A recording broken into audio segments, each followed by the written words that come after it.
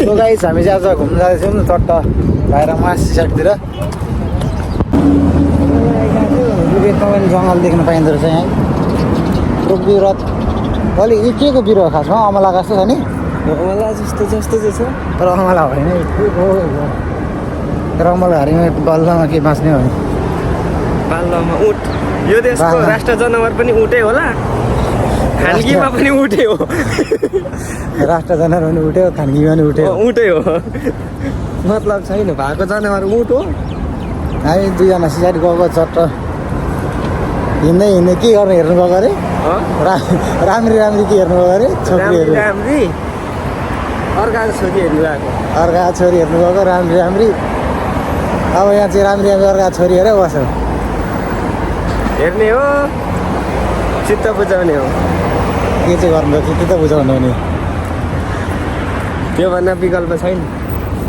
यहाँ अर्काको छोरीहरू राम्री राम्री हेरिराखेर आउने हो। तर नेपालीको जे चटक चाहिँ देख्न पाइन्छ अरू नभए पनि।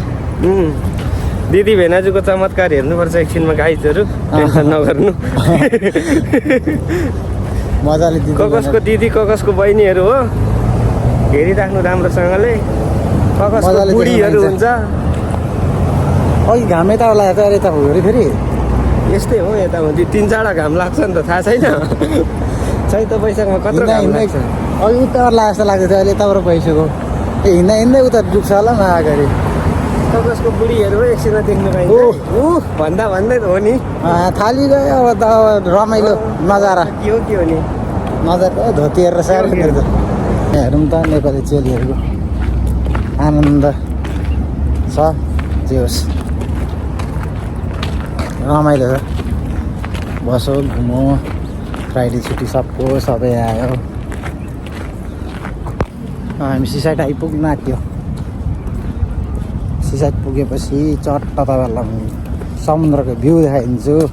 यहाँपछि चाहिँ एकछिन अलिकति भने शान्ति ठाउँ छ क्या, हल्लासल्ला छैन, गाडी अलिक गाडीगुङ गर्दैन, अलिक शान्ति आनन्द लिन शान्ति फिल हुन्छ। यो चाहिँ समुद्र बिच, यहाँपछि बेग्लै आनन्द छ क्या, शान्ति फिल हुन्छ। सबजना आफ्नो तालमा छ।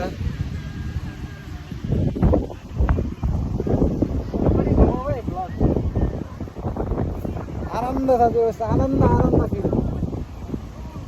यहाँ हो क्या यार, नेपालमा के छ यार, यहाँ बाटोमै भुइँमा बाटो पनि कत्रो मान्छेहरू हिँड्छ भनेर मिलाइदिइरहेको छ।